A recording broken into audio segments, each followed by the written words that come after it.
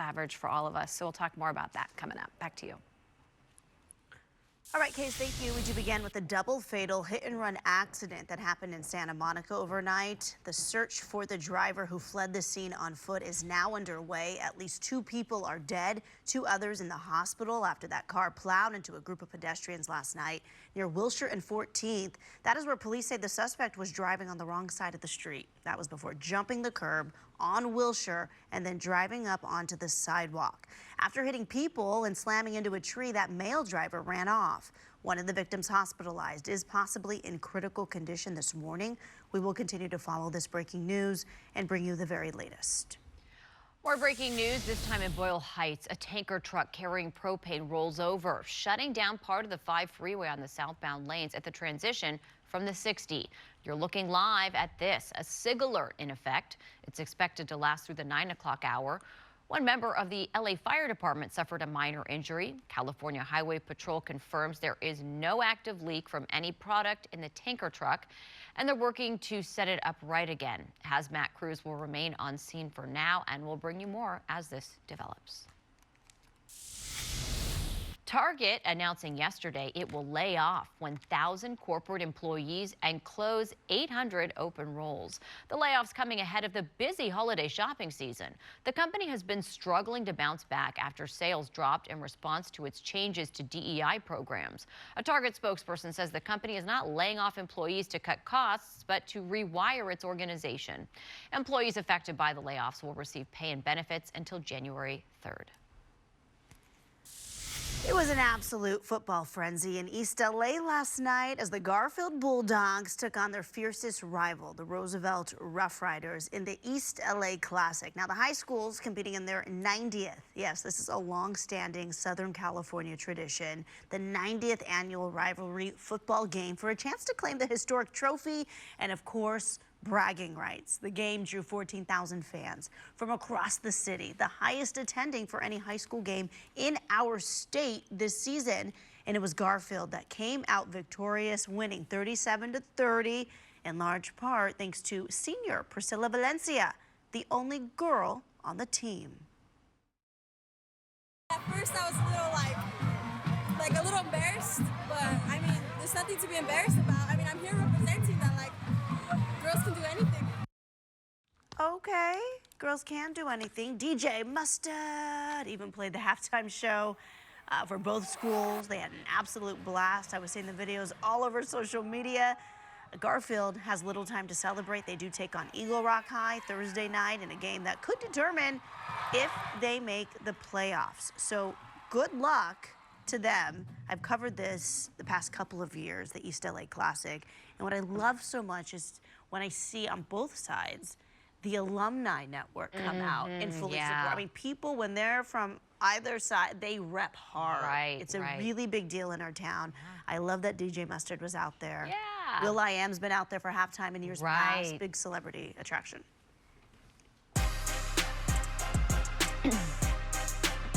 And we are sorry to report a brutal start to the World Series for yours and our LA Dodgers, with the Blue Jays absolutely destroying the boys in blue last night. Yeah, the other blue, right? But the World Series champions were back on the field tonight, looking for some redemption. Spilly, we were just talking about this too. You were on our show last weekend with the MS bike ride, and now you're here this weekend up in Toronto. A busy man. We appreciate your presence. Always. We know we shouldn't get used to it, but we do appreciate it. Yeah, we know we're getting lucky. Well, thank you so much.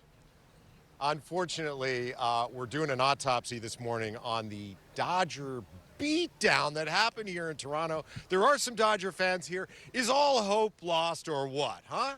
I don't think so. It was just one game. It's one game. Yeah. Not a big deal. One lucky game. One lucky game. Yeah. Let's take a look at how this game went. I mean, and show you some of the lowlights. Specifically, the 6th inning, when things went really bad for the Dodgers. It was a total disaster. Archer sends a towering drive, right center field, kiss it goodbye! Toronto just exploded in the 6th. Addison Barger hits the first pinch hit grand slam home run in World Series history. Blue Jays got another one from Alejandro Kirk. They scored 9 runs in that one inning. Dodger starter Blake Snell had struggled with his control. Then when he finally came out of the game, things really went downhill. The Dodger bullpen was not good. They were kind of hapless. Blue Jays go on to win it 11-4. Now they're up 1-0. Toronto is a team that people may have underestimated. You know what? They can hit. Also, there's this theory that the Dodgers had too much time off between the National League Championship Series and the World Series. They were off for a whole week. Did that hurt them or what? Well, let's talk to some of the few Dodger fans that we've been able to find here in Toronto. This is Joe and Eric. Good morning. Good morning. You watched on the plane. Yeah. And that just, do you think the time off ruined the Dodgers? I think it did. I think that just being off for so long, you know, baseball is a sport that you have to play every day.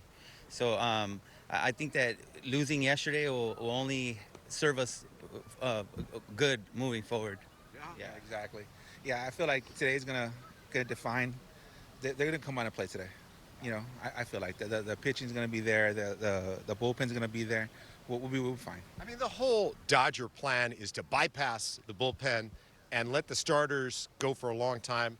Seems like the Blue Jays understand that idea, and they beat up on Snell, and then, you know, the pitch count was high, and then the Dodgers had to go to the bullpen, and it just didn't work out. Yeah, they worked on their game plan. The game plan worked to perfectly. Their game plan. Yeah, their game plan worked to perfectly. Taking Blake out so early was magic right there for them. So that served them good. It's just everything that could go wrong yesterday went wrong. So I think today they just have to just put that to rest and just come out and play Dodger baseball. And I think that's what they'll do. Let's win it at home. Where do you sit? Dodgers in 5. Yes. All right. Yes. Where are you sitting for the game? We're in the 200s. That's a good seat. Yeah, so we're excited. You know, we can't wait. You know, we're born and raised Dodger fans. We're from East LA, and we're just here to see the Dodgers bring it home. All right, let's hope so, my friends. Thank you for talking to us. Really appreciate it. All right, now we're going to go talk to the other side. You see all these people over here? These are all Blue Jays fans. Why are they here?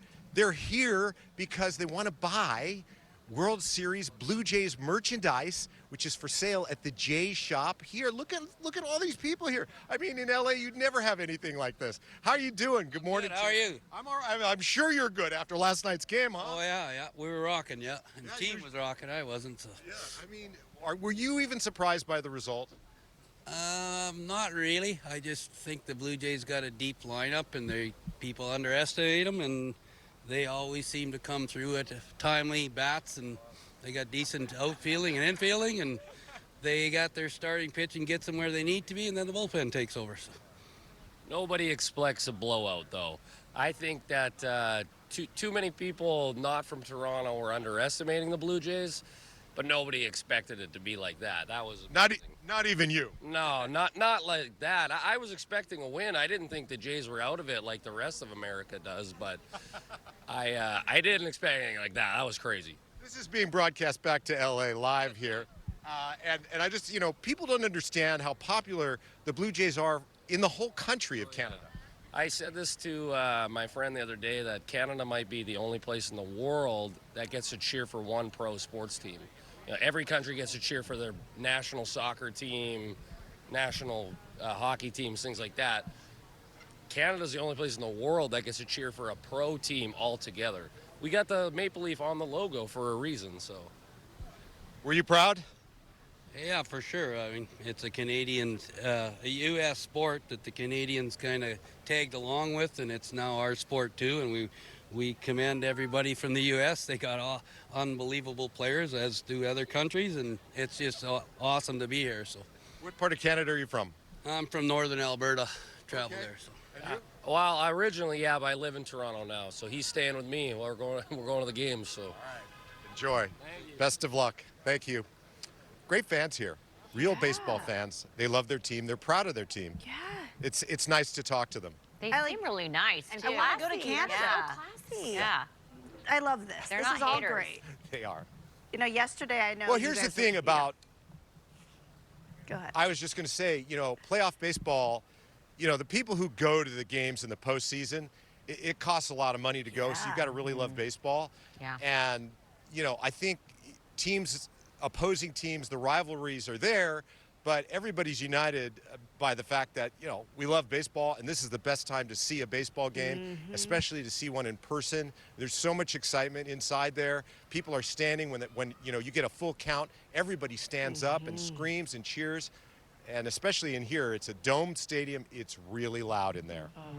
Oh my God, I could taste the energy. Yeah. Spilly, you're so deserving for you to be up there. I'm so happy for you, and we're excited to experience it through you. So thank you. Glad to be here. We'll be back. Sorry you got conned into early live shots on a weekend. Yeah. Really? It's okay. Anything for you guys. Come on, I love working with you, Lauren and Megan. I love working with you guys.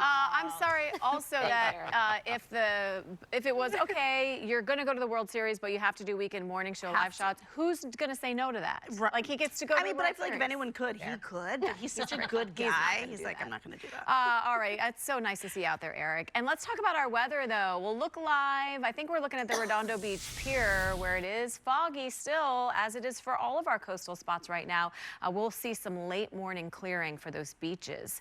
81 was the high downtown yesterday, so a little bit above average. Temperatures should stay similar to that today, but I think they'll be a degree or two cooler. 62 still cloudy at LAX. For these interior spots, though, we're seeing clear skies. 34 in Big Bear, 47 in Lancaster right now, and 55 in San Bernardino. Max Doppler is still picking up that fog, but again, we'll see some nice clearing the next couple of hours. Good to moderate air quality for everyone again today, and heading into the afternoon, well, actually late morning, we'll start to see some stronger gusts for these desert and mountains, around 20-25 miles an hour. Winds get stronger for those areas as we head into the afternoon.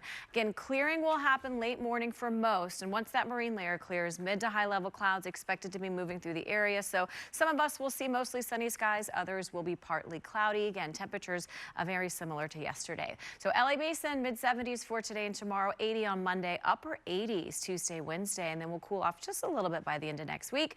Inland Empire, low 80s today and tomorrow, mid 80s on Monday, and then by Tuesday, Wednesday, we're going to make it into the low 90s, 10 degrees above normal. San Fernando Valley today and tomorrow, low 80s, upper 80s Monday, and then you'll be in the low 90s Tuesday. That's where you'll stay for the rest of the week. And finally for the coast, low 70s through Monday, and then our beaches will see the upper 70s Tuesday and Wednesday of next week. Ladies, back to you. All right, Case, thank you. Still ahead here, a new study shows your brain is making choices about your next meal before you even see it. How this could play a role in our diet.